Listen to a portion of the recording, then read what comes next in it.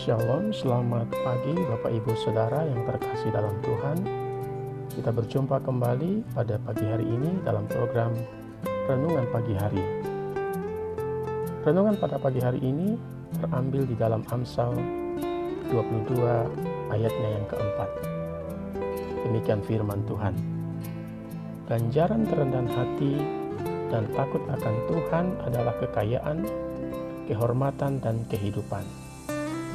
Tema renungan kita pada pagi hari ini adalah rendah hati dan takut akan Tuhan.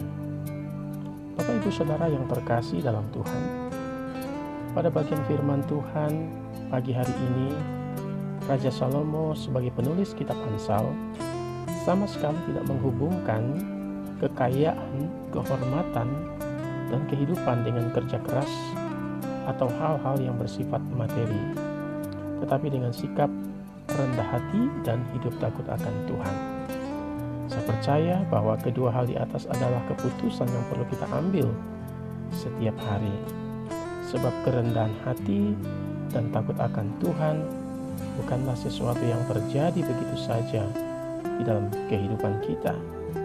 Kita perlu memutuskan untuk hidup dalam prinsip-prinsip tersebut.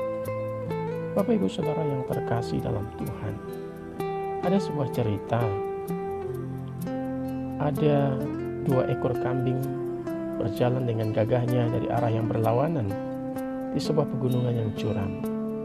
Saat itu secara kebetulan mereka secara bersamaan masing-masing tiba di tepi jurang yang di bawahnya mengalir air sungai yang sangat deras.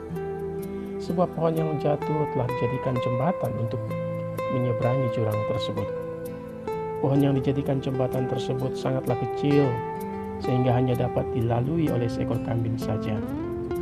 Jembatan yang sangat kecil itu membuat orang yang paling berani pun akan menjadi ketakutan. Tetapi kedua kambing tersebut tidak merasa ketakutan. Merasa sombong dan harga diri mereka tidak membiarkan mereka untuk mengalah dan memberikan jalan terlebih dahulu kepada kambing lainnya. Saudara, salah satu kambing menapakkan kakinya ke jembatan itu.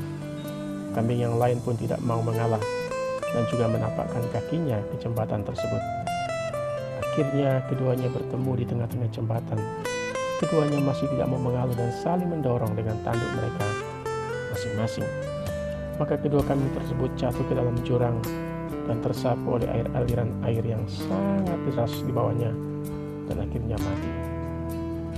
Saudara-saudara yang terkasih dalam Tuhan Yesus Kristus, sebuah ilustrasi singkat dan sederhana.